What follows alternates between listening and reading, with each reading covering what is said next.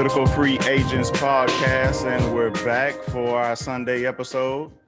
We have our special guest once again, C to the G. What's going In the on, house, Chris? man. I'm absolutely thankful to be here today. For those of you that don't know, man, my Wednesdays and my Sundays have just been completely wiped out. My daughter is taking control of her future one day at a time, one practice at a time, man. And I'm thankful to be able to be the one that is really involved in it and watching her, do such a thing, man, and watching her confidence and her maturity build. So it's been tough, man, but I'm here today. That's all that matters. And what a week. What an end of the week to set this up, folks. What an end to the week. Man, so this has been, as the title is Year of a Week. And that was something I saw from Marcus Batchelor on Twitter, and was like, yeah, that kind of sums up the week. So we're going to dig into all of those things as well. But, definitely, love seeing what I just want to give Chris his flowers, because, he's going way out of his way to make sure to do everything he can to make sure his daughter has the success that she desires. And that's just the kind of stuff that you're supposed to do. But some people, they just don't. So I just wanted to give you your flowers, bro, and just say I appreciate that, man. That's what dads are supposed to do.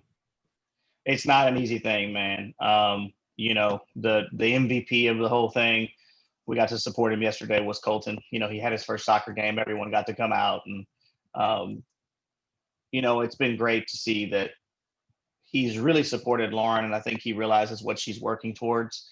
He and Lauren spend a lot of time together as brother and sister, man, and he knows what she's working towards, and he sees the talent that she has. I know it's not an easy thing for him, man. So, I was really proud of him yesterday. It's expected. I mean, it's what we're supposed to do. We go to the ends of the earth, man, to make sure that our kids are successful. And, more importantly, she's getting the chance to be able to be successful around coaches and players that look like her, that are gonna have the same life experience as her. Young Hispanic girls and Black girls that at one point, someone may have told them, well, you're not good enough to be on our team, or, you're not what we're looking for right now. And they have come together. The coaches have really given them the absolute utmost experience and respect. It's not easy. He puts a lot of pressure on them. He expects a lot out of them. But at the same time, it's like he told Lauren when she made the team, what I'm going to expect out of you is what life's going to expect out of you. Sometimes you have to go be twice as good, to be noticed. And they are, by the time the rankings come out, they will be ranked top 5 in the state, probably top 25 nationally. They will, they'll have, out of a team of 17 girls, probably 8 to 9 of them that'll be nationally ranked. And, they are playing, they're in it to win it. You know what I'm saying? And I'm glad that Lauren gets to be a part of that, because she's holding down third base on a squad that is really, really legit, man. Really, really legit. And she is, it's the coaches, this is the last thing I'll say about it, but the coaches are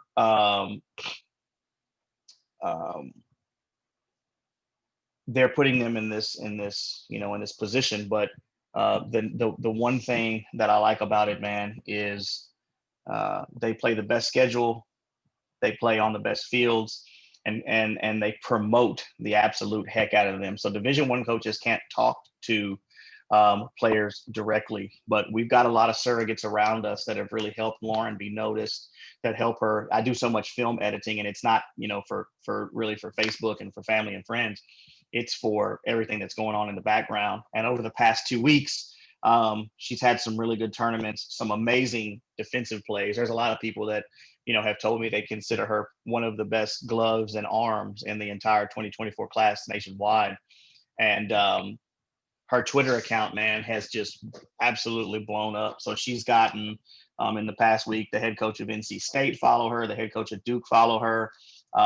head coach of Ball State, head coach of Louisville, and then out of nowhere, Harvard softball followed her. And I've told Oh her, I said, snap! listen, I said, if you have the opportunity to attend an Ivy League school, we're probably going to have go ahead and all have to agree now that that's going to be your path forward. And it just so happens that guess who lives up in the Boston area? Helia and Mitchell. So Right, right. and what's even better than that is La got to actually go up to in August of last year, the week before school started. Lauren actually got to go out to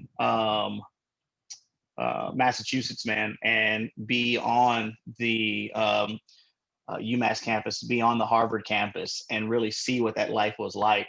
And I have to give Julie a lot of respect too, man, because when Lauren and I talk, when we're going to practice on Wednesday nights, we have a 2-hour drive to get to practice, and I asked her point blank. I said, "What do you think about where you would want to go play softball at?" And she told me point blank. She said, "Well, as long as it's under a 4-hour plane ride, I'd be good with that." And Julie deserves a lot of credit for that, man, because she travels for work, or did travel for work almost exclusively.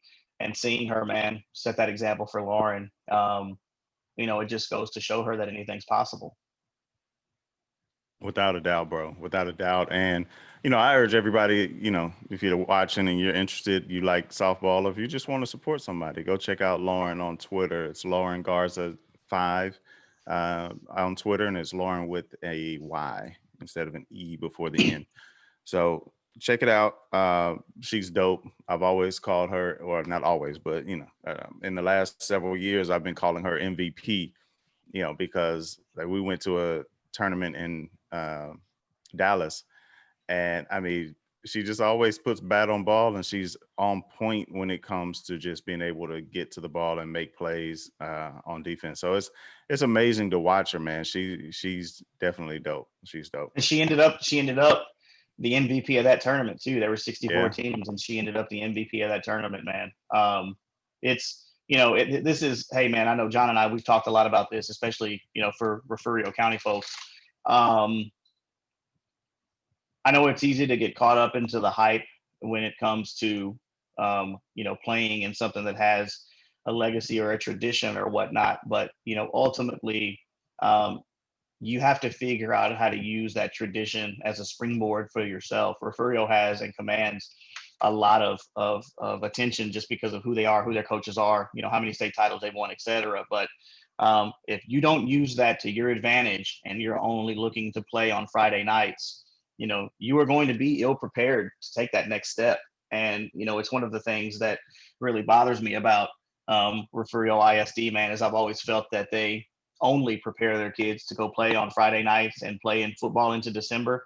And after that, no one tells them what comes next. In addition to that, the other thing that I would tell you is um, I have talked to, and guys like BJ Garcia can tell you this. I have talked to numerous coaches and numerous recruiters, that I may have sat to next to a game or had the luxury of, being around a camp, and every single one of them has told me, look, man, thousands of kids play this game, whatever respective game you're playing. The talent is only one thing. It's what gets you noticed, but everything outside of that, specifically your grades and your social media, they are looking for what else in addition you bring to the table, and how, when they make you an offer or sign you, what you're going to add to the family. And I had one coach tell me point blank, he said, I always watch the dynamic of kids after maybe a tough loss or after a big win, because I want to see how they conduct themselves. And they said, if they don't conduct themselves in a manner that is with utmost respect at all times, if they can't do that with their immediate family, what makes me think that they're going to come do that with our family? And it's the absolute truth, man. It's the absolute truth. So, I know that that's a tough thing. I know people don't want to hear that, which I really don't care if you want to hear it or not. It's the absolute truth, man. And you should, we're looking at 4 years down the road already. I mean, last 14, we're looking at 18, and we're trying to figure out where she's going to want to go, because guess what? Once we're done with her, Colton's turn. Right. coming up right behind her. Mm-hmm. Yeah, man. There's, we can go on a deep tangent about the about that aspect of preparing kids for the next level, man. So, but yeah, again, hats off to you guys, man. You guys have really uh, done what you're supposed to do, and you're putting forth the effort to get her to the next level. So I'm looking forward to great things in the next several years for Lauren, and then, as you say, Colts coming up Oh, you next. you guys to be a part of it, man. I appreciate you always supporting her, and everyone else that listen, man. Thanks for the support, but y'all will be a part of it. Oh, without a doubt. We're gonna be there to support. I was gonna head up to Conroe this week. She'll be I in was like, Sugarland this coming. She'll be in Sugarland this coming weekend, and it's gonna be one of the best tournaments in the nation. oh yeah. We're gonna have to check that one out then, for sure. Yeah, man. So this week, man, it's been quite the interesting week, man. We have Trump naming Barrett to the Supreme Court. Trump's taxes, quote unquote taxes, were released, but we had a big article come up about his taxes and his audit battle. Then Trump in the debate was a complete train wreck. Uh, it just was crazy. And then Trump gets COVID. So this week has, I mean, to be honest, each one of those things wiped out the next one, right? So Mm-hmm. Barrett, and then the taxes come out, and nobody's now talking about Barrett anymore. And then after the taxes come out, we got the debate. Nobody's talking about the taxes. And then after the debate, Trump gets COVID. Nobody's talking about any of the others, right? This is, the news cycle is insane right now. It is. It You is. know, It is. so essentially the problem with this, and I'm gonna address off the rip what I've been seeing a lot from conservative friends and things of that sort, is them admonishing the left for either wishing death or laughing at Trump and not being um, not cordial. What's the word? Compassionate. Yeah, compassionate. Yeah, not being compassionate about uh, someone who is potentially going to die or be very sick from COVID. So I'm of two minds here, and one mind is, yeah, I'm not going to wish bad on anybody because I don't like karma. So that's just me. But on the other side, it's like you guys don't have a lot of room to talk. Like Trump outright was mocking Hillary when she had pneumonia. Like outright, people were questioning whether she should drop from the race, whether she wasn't capable of handling the grueling, you know, um, campaign trail. So she can't handle the presidency if she can't even handle a campaign. Like people excoriated her over it.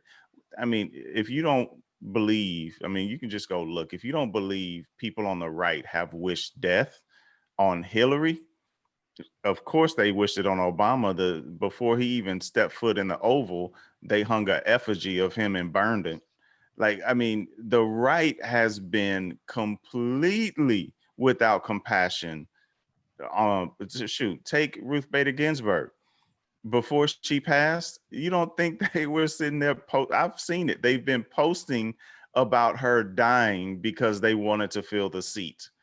Right? Like, I mean, the right has been relentless with this non-compassionate view of life when it comes to these sort of things.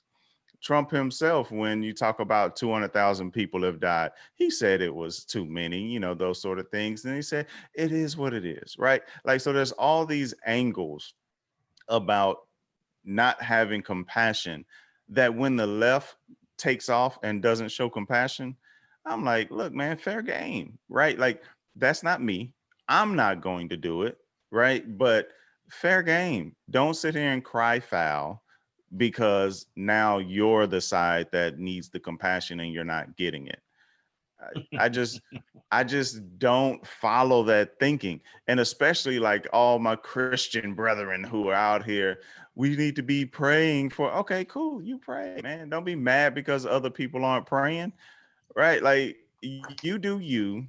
And if other people aren't doing what you think they should be doing, then move on, right? Like this idea that we should be praying for all of these people and then they're out here acting in this way is just like, nah, I can't jump that train.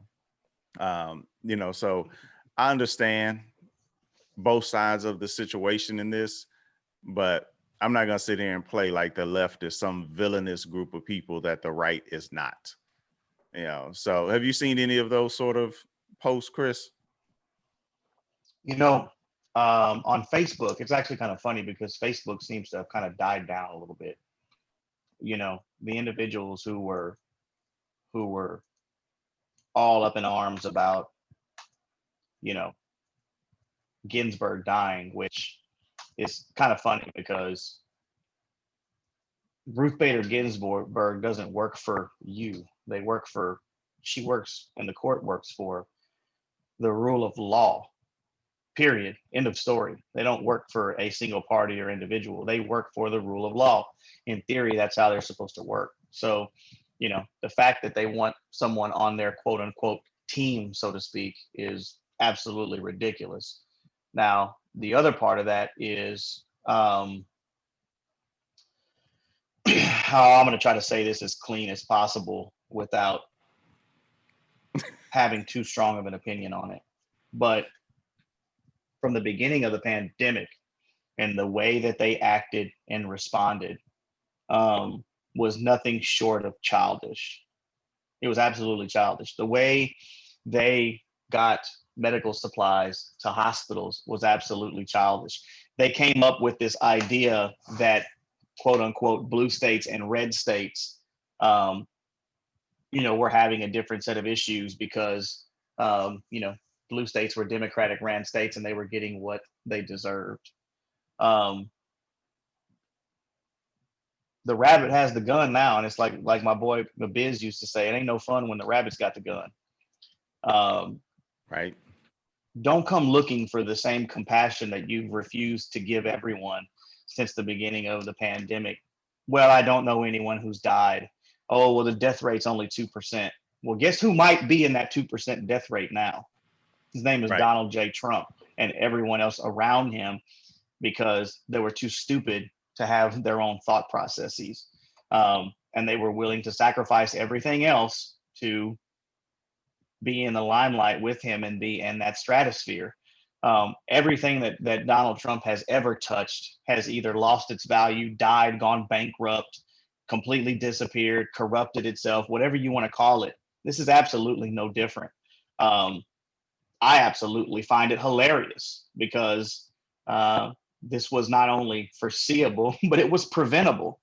And then there's the flip side Yep. of this, which is really the only other viewpoint I have on it, that I don't even think there's a damn thing wrong with him, and there probably isn't. I think that, they've had such a negative past week to 2 weeks, with the Melania tapes, with the debate, with taxes, with Ginsburg dying. They've needed something to be able to have a diversion, and this has clearly been it. You know what I'm saying? So there's no middle ground. It's either one or the other for me. And one of them is absolutely hilarious, and the other one is they've done out of absolute necessity. Now, with that being said, I think that I'm curious if there's actually anyone that's a quote unquote undecided voter right now. I don't think Right. there's a such thing as an undecided voter. I think there's voters that have always existed on the left paradigm, that have probably always maybe voted that way. They maybe took a flyer and voted on Trump. What's happened with him, not only in the past 6 months, but really kind of the past several weeks. There's no way you can be middle ground on anything right now. You either are or you ain't. Right. And I have a feeling that there's an entire set of individuals that are of upper age that I think aren't saying anything, but I don't think they're going to vote for him. And I think that goes equally to suburban Yeah. white women.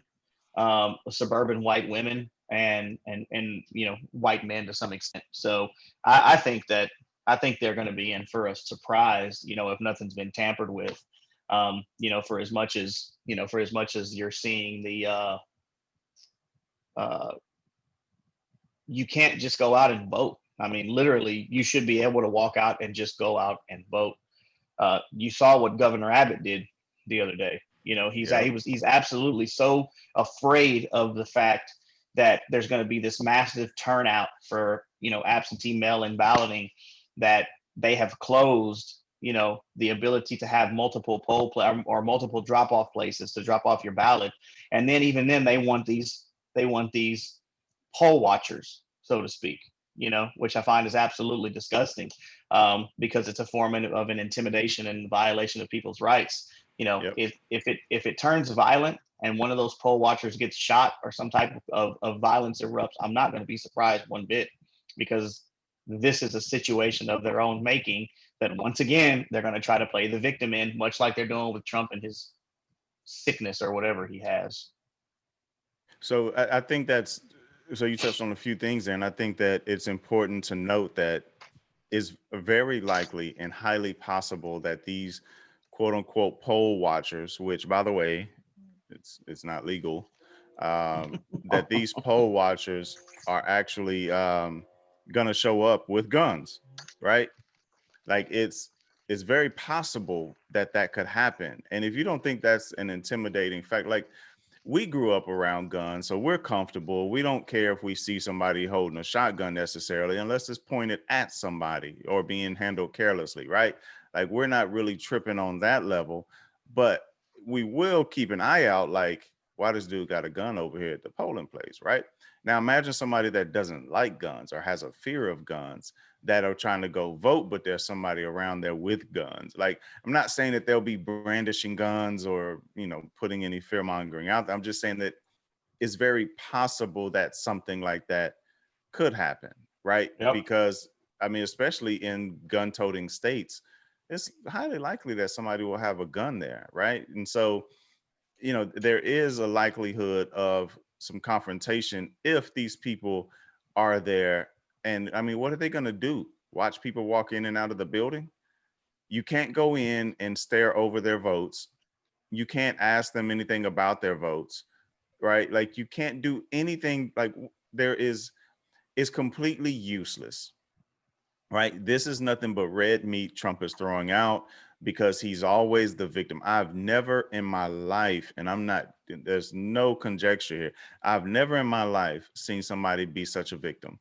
He is always a victim of something. It's everybody's out to get me. It's all these issues. Oh, the election is rigged. It was rigged in 2016 until he won. Hmm. And when he won, then all of a sudden it was like, oh, we beat the rigged system. No, you didn't. It wasn't rigged from the jump, right? Like it wasn't rigged. The worst you could say is Hillary and Bernie. That was rigged. But that, to be honest, wasn't even rigged. That's just the system that the Democrats set up, which you can call rigged. But I mean, that's their system with this whole super delegates. But anyway, my point is the poll watching aspect is just a complete farce. It's just trying to drum up support and get people to feel like they have this existential crisis that they have to help prevent, and they don't. So, Hmm. in terms of the COVID, I actually believe that he has it, and here's why. He's too much of a narcissist to not go out and campaign for 2 weeks or 2.5 weeks, however long it'll be. Right. And so I don't think at this critical juncture that he would cancel these events. So, like, I got an email because, I get their emails. And so I got an email and he was supposed to be coming to Houston. And they're like, pack your bags. Are you ready to go catch a flight? And I'm like, you guys don't do any curating of your list, but okay. Uh, you know, I think it's supposed to be this week. He's supposed to be in Houston. And he's also, I think, supposed to be, shoot, there was another trip that he's supposed to be on, I think this week as well. And those have to be canceled, right? Because Yeah. there's no way Yeah. he can come out and do this now. Um, But I think along those lines, I think it's very possible that he does have something. And based on the stories that we're seeing, so timeline wise, let's take a step back real quick. Timeline wise, um, the interesting part of all of this is that supposedly Trump knew that he had COVID before he had COVID, but before we knew he had COVID. So the going through the week, mind you, COVID has about a 3 to 4 day cycle before you actually start showing symptoms. He starts showing symptoms on Wednesday night. Mm, And people thought he was, tired because he had went out and they said it was cold. And I think it's like rainy, kind of dreary where he was speaking. And so they thought that was kind of getting to him. He only spoke for like 45 minutes, they said. Normally, they said he speaks for an hour and a half or so. And so he cut it short, came off. He kind of showed some like tiredness, right? Like he wasn't feeling right. Um, but that was on Wednesday. So that means tick, tick, tick back. That means possibly Saturday or Sunday he had it. Well, what happened between then was a debate. So yeah. they had a debate and he didn't get tested because they showed up too late. The almost all of his family refused to wear a mask. I saw Melania with one during the debate. After the debate, she didn't have one when she came up and met him on stage. Um, but there's video of his family. None of them have on masks, and they all refused. And supposedly, none of them got tested. And normally you would hear them come out and say, no, we got tested. This is fake news. But I've not seen any of them come out and say, yeah, we got tested. So I'm of the mind that, yeah, none of them got tested. So you go back a little bit more, and what happened was the Supreme Court announcement with Amy Coney Barrett. That was on Saturday or Sunday? Hmm. Saturday. Saturday. And of all of those people on Saturday, there were 8 of them that were in the crowd that now have COVID.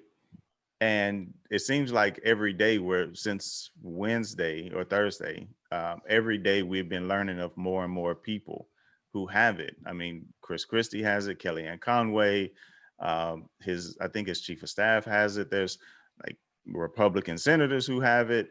And you can see people at this event. I mean, I watch movies now, and when people hug, I cringe a little bit because I'm like, ooh, a little too close, right? Like, COVID's in my mind, like, ooh, a little too close. Little John had a open mic last night, and the dude came to talk to me about the parking, and he kind of gets into my truck a little bit, and I'm like, hey, man, like, you're a little too close, But all these people here, a good majority of the people there are without masks. Some have it, Hmm. some don't. And so, or a lot of them don't. And so at that event, a lot of the people, or 8 of the people right now, not a lot, it was a pretty big event, maybe 50, 60 people. 8 of the people so far have COVID. And so it's, if it is a ruse, it is a very, very big ruse. Um, and the doctors from Walter Reed, so the White House doctor comes out and is like, "Oh, he's doing great," blah blah blah. And the doctors from Walter Reed are like, "Yeah, the last 24 hours were rough. Um, Yeah. it's the next 48 hours are very important, and that's going to tell the story." And so I think he does have it. I definitely know coming out of this, like it's not even something that you predict and then you go back and you brag and say, I told you. Like it's clear that if he comes out of this, oh, he's gonna be like all over, this whole masculinity thing about how tough he is and he's strong and all this. And here's how you know, because they're posting pictures of him working. Fake pictures. Ivanka posted a picture talking about he's relentless. He just won't stop working for the American people. And he's using the same binders and papers that he had earlier whenever he had posted a video. Then And they're blank. they have two pictures, yes, and he's signing blank pieces of paper with a Sharpie. And it's like, what is it? Like, we know, what is he doing? Like, tell us what he's doing. Is he reviewing something that's before Congress? No. Like, there's nothing. Like, is he signing some bill into law? No. Like, he's not working for the American people. It's the marketing machine, right? So you know they're already doing it. So he's going to come out from this and he's going to just be 100% full tilt. You know, I worked for you while I was in the hospital. I did. You can see it. It's going to be nauseating to see it. So anyway, part of this is that, as you say, Chris, he's been so flippant about COVID, you know, publicly. You know, with Woodward, he said how dangerous it is, but with us, he's been so flippant about it. And so that's where my people who listen from the right, that's where the left comes from with this, is that you've been so flippant for all this time. And now you get to the point to where he has it and it's like, oh, okay. So you choose not to wear a mask. You mock Biden for wearing a mask on Tuesday. And then you have COVID 2 days later, announce that you have COVID. So it's like, yeah, nah, man. Like, you brought this on yourself, right? Like, you, as you say, Chris, it was preventable. You brought this on yourself. You have excoriated people in your administration for wearing masks. You have mocked journalists who are wearing masks and said that they just want to be PC, you know, and all this. Like, you have done all these things on camera, and now you have COVID. So Yep. to pull the sympathy card, like, I don't wish bad, but I'm not going to extend a bunch of sympathy for you, right? Like, I hope you pull through. I don't wish anybody to die, but I'm not going to have a bunch of sympathy for you after you've Mm-hmm. spent 6 months doing what you've done to downplay this entire thing. So, you know, in the immortal words of the POTUS, it is what it is. I mean, ain't much else to say from there. Yeah, he Um, doesn't. He doesn't deserve any benefit of the doubt. I mean, one of one of the most disgusting things is, watching how little he paid in confirmed verified taxes, and then he's back there sucking up millions of dollars worth of taxpayer funded healthcare. he got You that know, Obamacare. hell, and then they're so excited about putting another justice on the bench because they believe that they're going to be able to um, do away with Obamacare, and women's health care and women's rights. And then what happens? He's over there sucking it up. But that's how it always is, though, right? Like, it's like you don't like it until you need it, and then once you need it, it's like, well, I got it.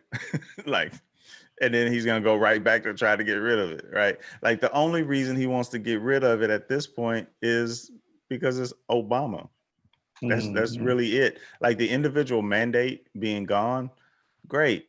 Now what they should be doing is refining, not necessarily, trying to just completely delete it, basically. Just refine it. Yep. That's what they need to be Yep. doing.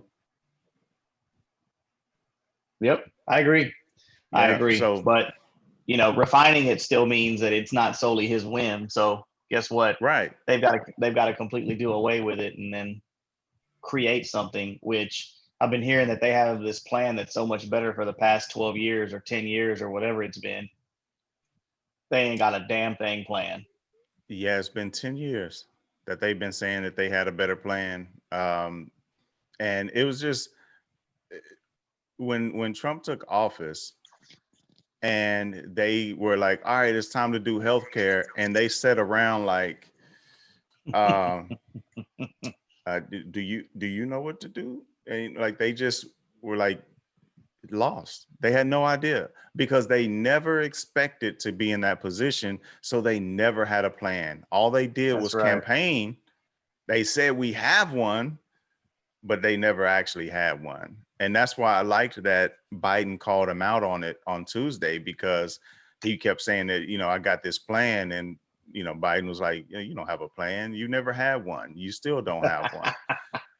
And, it's like, yeah, he's right. Like, he doesn't. And all Trump could That's say right. was, I got rid of the mandate. And Biden's like, yeah, but you don't have a plan. Right. Like, there's a big difference between removing something and having something to replace it with. You That's can't it. just keep peeing on us and telling us that you have a better healthcare plan and not produce anything. You've been No, president for 4 years. they Like, you either can. I can mean, do it that or you can't. the problem is that they have a sector of their base. Well, I mean, they've pretty much turned every single one of them into, fringe believers now, that they just completely take whatever he says for biblical certainty. And, guess what? I mean, you can't convince them any difference. And, that's exactly why he gets away with a lot of this stuff. I mean, and on the basis of it, it's outright lies, but they won't believe anything else, and it's funny, going Right. back to that first point that you made about um uh about them wanting people to have compassion and things like that. If I look at the way they're still conducting themselves, I mean, there was a video that came out yesterday from Bucky's of a guy that um got so mad that he felt the need to punch somebody, um that seemingly was in no defensive position or instigating anything. I think he was filming something, and the guy got upset about it, and he hauled off and punched him. And it just so happens that he got so caught up in the heat of the moment that the idiot didn't realize that they had him on complete, on camera, and that it had his license plates and everything. And they arrested him last night, but they get so caught up in the moment that they don't realize that there's absolute consequences to whatever it is that they do. Um, so them wanting compassion when they're still acting and conducting themselves in the same manner that they always have since he became president, um, you don't just get that benefit of the doubt. You don't just get that. It's not just going to be a curried favor and you expect it to change, because guess what? The moment he steps foot out of that hospital, it goes right back to the same thing. If Democrats weren't so scared of being seen wrong, they should be running every damn ad possible and just go in for the kill right now, but they won't do it. Yeah. And they said we're going to pull, they pulled all attack ads. And they said we're not going to run any attack ads right now, or negative ads. I think the same thing. I think same thing. Um, so that's this is why I always say, like, the right is willing to be cutthroat, and I don't think the left really is. They're not willing to do that, right? Like, when Hillary got sick, Trump didn't suspend his campaign. He didn't stop ads. He went Like, harder. they put the pedal down, right? Yeah. So it's just rich to me, man. Like, cats like Ben Shapiro, which I I just can't stand.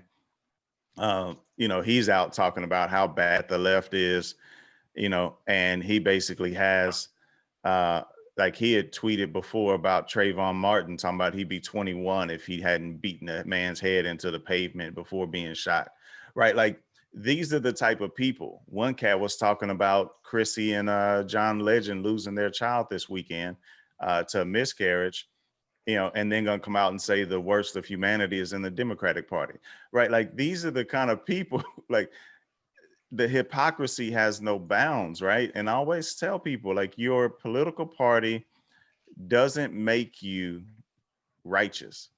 It also doesn't make you evil, right? Like, people are people. People are gonna do what people are gonna do, right? And it's just weird, man, that people get to this point where they feel like it's a political party issue when it's not. It's just a humanity issue.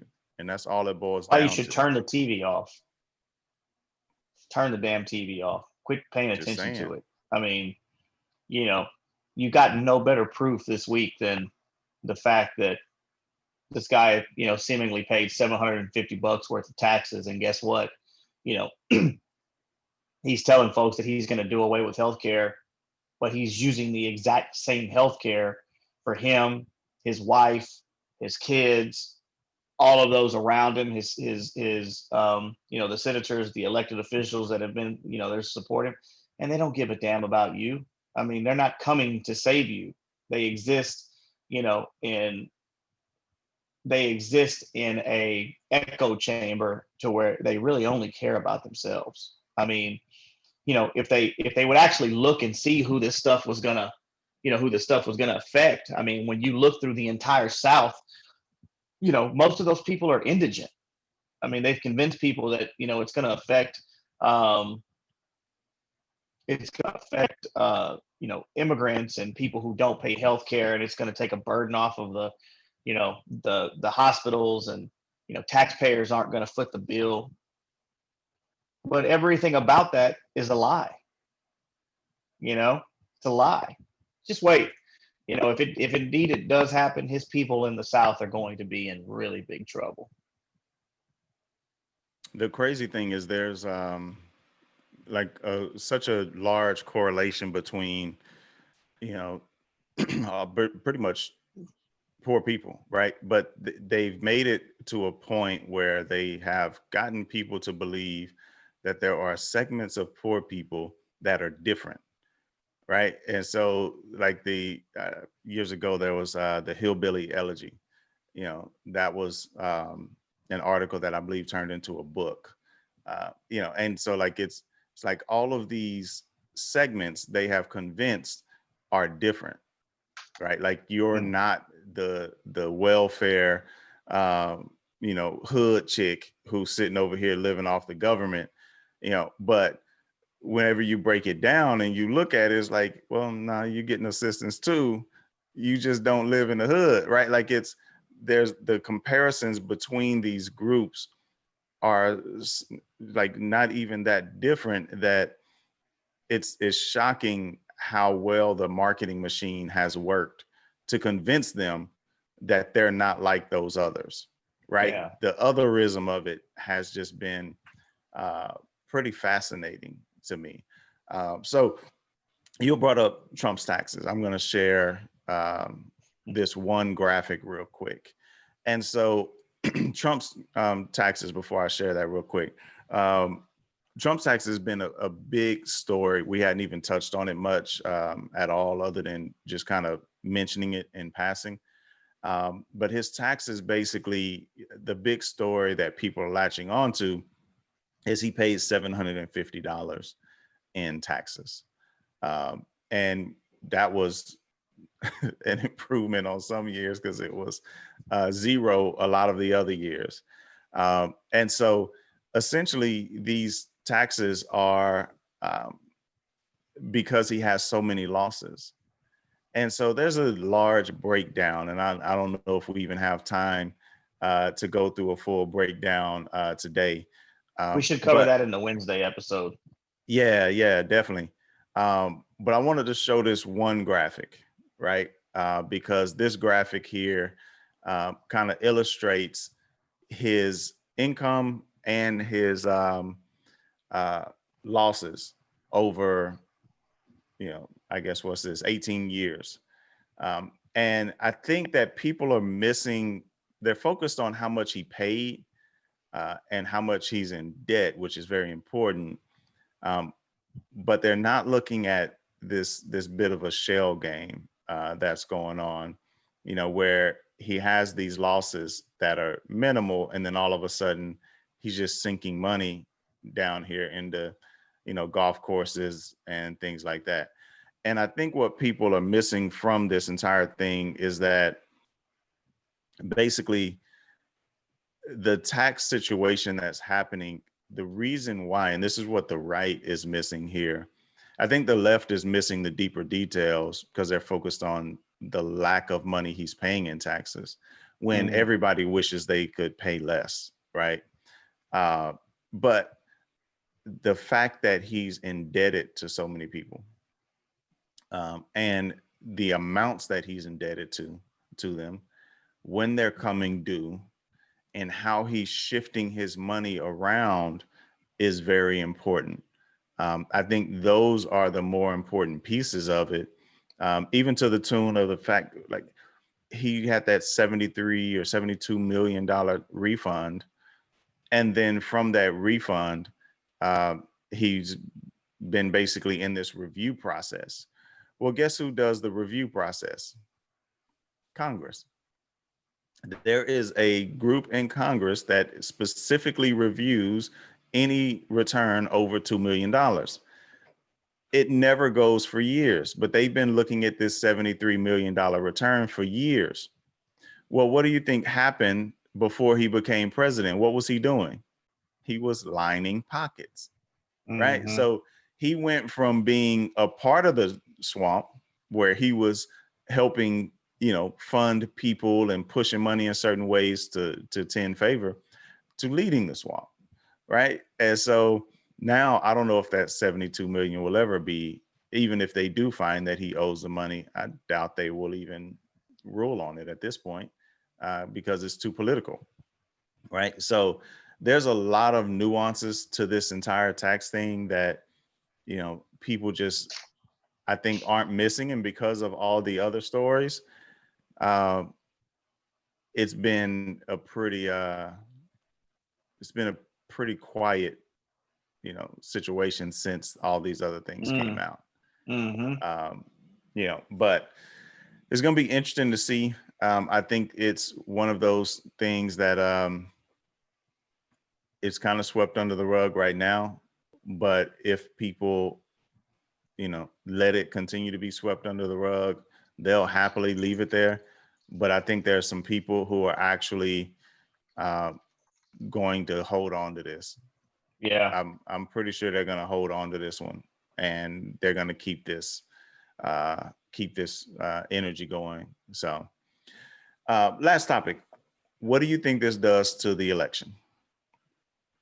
All of this news. I mean, Barrett, taxes, COVID, the debate. How do you think this big old gumbo, how do you think that it impacts the election? Man, I don't know. I mean, I just don't know, man. I would like to think that people who had their, like I said, I just don't think that there's any middle ground. I think people that, had their mind made up, had their mind made up long ago. I don't think that, I don't know how much it really moves the needle, you know?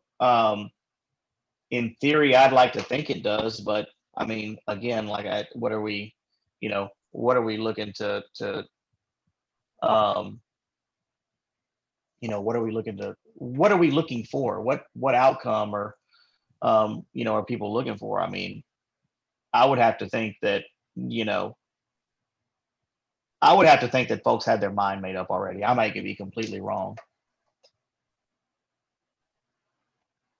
Yeah, Might be. I think largely people have. Um, I think they've made up their mind. They, I mean, the quote unquote independents that are out there. Um, I mean, who Trump is. Like, it's not changing. Like, he's not going to change his ways. Um, like I say, coming out from COVID, he's going to be emboldened. Like, Hmm. just like with everything else. I mean, the dude was impeached and he came out emboldened and kept doing the same stuff. Like, I mean, it only makes him, quote unquote, stronger in his position. Um, but I'm not really sure, man. Like, we had talked about, Mike and I talked about on Wednesday, the debates only saw a very small uptick for Biden and a very small Hmm. downtick for Trump. It wasn't notable. It was like a point or two, right? Like, it wasn't a massive swing where Biden just dominated, which is common for the incumbent to lose the first debate. Happened with Obama and Romney and all that. But it's it's one of those things of, you know, it's just too up in the air, right? Like, it's, to me, it's just too difficult to tell. But I think it all depends on how long Trump is down. right? They say he may get out today.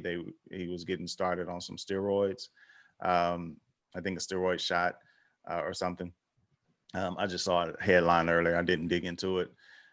And so he's supposedly going to be able to go to the White House for care from here on out. So he'll pull through, it seems.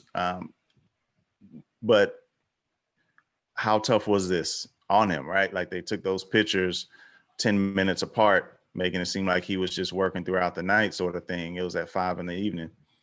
And so, they how bad does this actually impact him is going to be the telling point. Because if he can't campaign Hmm. anymore, like if he can't go out until like today's what, the 14th, if he can't go out until maybe the 15th or something like that, or the 16th, we have basically 2 more weeks. And then after that, like, does he have the energy to do these rallies like that? Right? Nobody's going to show up, you know, those huge crowds for Pence. They're just not. He's not going to draw the crowd. Yeah, So, I mean, I don't even. I would be honest with you. I would doubt if we even saw another debate.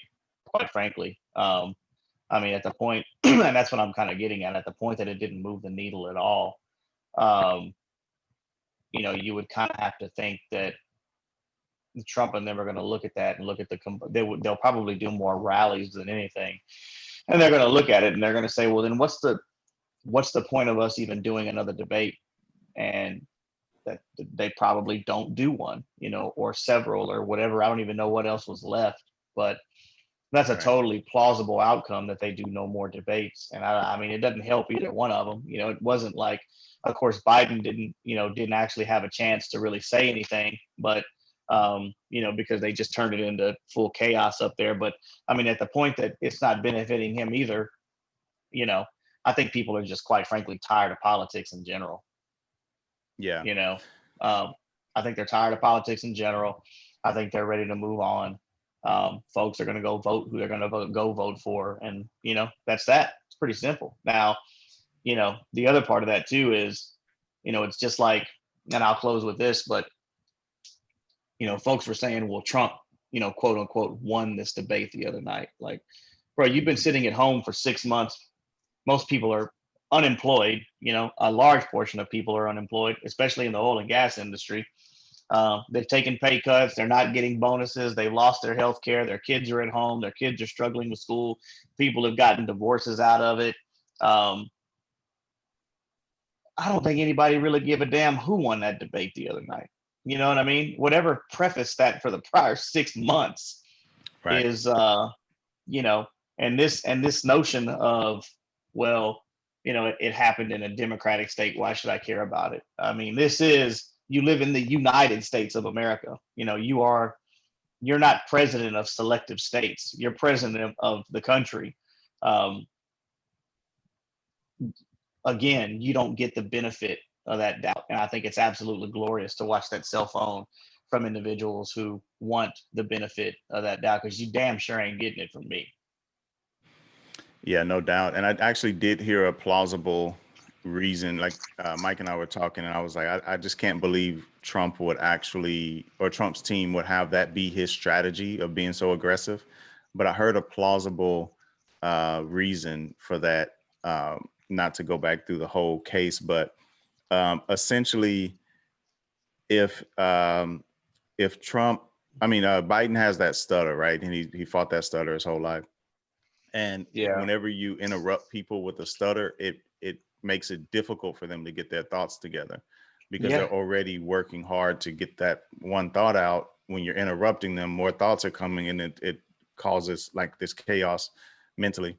And so I can't remember who was saying it, but they were saying that that was potentially a reason why that he actually went with that strategy of being so aggressive. But no, I definitely agree with you, man. That I think this is this is why I can't get behind, and I laugh at it every time I see it. You can't fearmonger Biden's America with Trump's America, right? Like, you know, you share videos of violence that's happening, and you're like, this is Biden's America. No, this is Trump's America right now, right? Like, this is his America, right? And if you think we don't want to elect Biden because he's not going to fix this, well, Trump ain't fixing it either. Because you know Damn what? sure ain't. It's like, hey, states' rights, right? Like, there's either you believe in states' rights and Trump can't fix it, or you don't believe in states' rights and Trump won't fix it, right? Like, Yep. there's no middle ground. And so Biden is going to be as innocuous as Trump is when it comes to dealing with the violence that's happening in these cities. I mean, he just is. Maybe they calm down, but it's not going to be because Biden sent in some troops or something like that. It's not like this. Anyway, it's just going to be much of the same. So whoever wins, whoever loses, for me, uh, it's not going to move the needle. To be honest, we're either going to get 4 more years of chaos, um, or it's going to be calm and the system's going to go back to what it was doing before, which still isn't working for the common folk. So this is where we always say, regardless of who's being elected, uh, you got to look out for you. And there's ways to do that. Mike wasn't able to join us today, but Mike will probably plug Bitcoin right there. So we get a shout out to the And gold. BTC, And gold. Bitcoin and gold. Hey, And there's so, actually there's actually real quick before you go, there's a lot of places that are doing like monthly subscriptions right now to where you can actually buy gold in 2.5 and 5 gram denominations. It's a great way to own gold. I have multiple subscriptions. I'm not going to say how many, but I have multiple subscriptions for both the 2.5 and the 5s, and I will get my first 4 pieces in this coming month. So I'm really excited about that. And then nice. I'll be able to stock my safe with some gold, man, and start having alternative currencies, to be able to physically have something in there in the event that you need it. I mean, it's only going to appreciate. It's never going to depreciate to the extent that it's going to be a concern. Gold has been around as a form of currency since the beginning of that humans figured out that they could barter things. Right. It's not expensive to do so. It's not going to cost you tens of thousands of dollars. Ultimately, it will, as long as you keep it. But I'm not plugging any specific company. It's up to you to go do your research on it. You want to ask questions, ask it in the podcast, and we'll be glad to answer it. But yeah, man, look for alternative currencies. It's absolutely great. It's something that we'll be able to pass down to the kids eventually. And they'll be able to do whatever they want with it. But the American dollar, like Omar Little said in The Wire, money ain't got no owners, baby, only spenders. And that's the truth. There you go. There you go. It was a great way to end it, man. Definitely. I'm looking to grab some gold here soon as well. Definitely boosting up, my stock portfolio some. Also grabbing some more BTC. So I'm starting to expand those things, man. So we can, start playing this game the way that people that designed it have learned to play the game. Yeah, and man. passed it around. So, they're able to get rich off this system no matter if the economy's up or down. So learn the system and then it's a use it. great feeling, man. It's a great feeling. In closing, that's the one thing. It's a great feeling. Don't look at it like you're losing money. I mean, there's some subscription places for gold that the cost of you going out to eat a nice dinner on Friday nights, if you surpass that, guess what? You can fund that on a monthly basis and be able to put it away. Now you've got something additional to be able to pass down. And when you start to look at collective portfolios and you realize, man, I've got gold here, there's Bitcoin here, there's silver here, there's money invested here, there's a 401k here, there's 2 savings accounts, 2 checkings here, and you start to realize that you don't have everything concentrated in just one piggy bank. Right. I'm gonna tell you firsthand that you sleep pretty good at night, and John can probably tell you the same thing. And that's not, and that's not a brag, but it's something that that you're setting not only yourself up but your family up for the long run. And if something happens, let's say you get set up, you die. or a spouse passes away or a child passes away, those things like, being able to have life insurances, man, they're worth their weight in gold, because I always tell people this, that money itself, the concept of it is, it means nothing. You have money, yeah. You don't have money, yeah. But being able to have it and being able to spread it around, it is two things, and it will always be two things: a security blanket and an enabler. That's all money is. It's nothing more, nothing less. Um, Look into it. Start diversifying your portfolios. It is a great comfort. I can say that.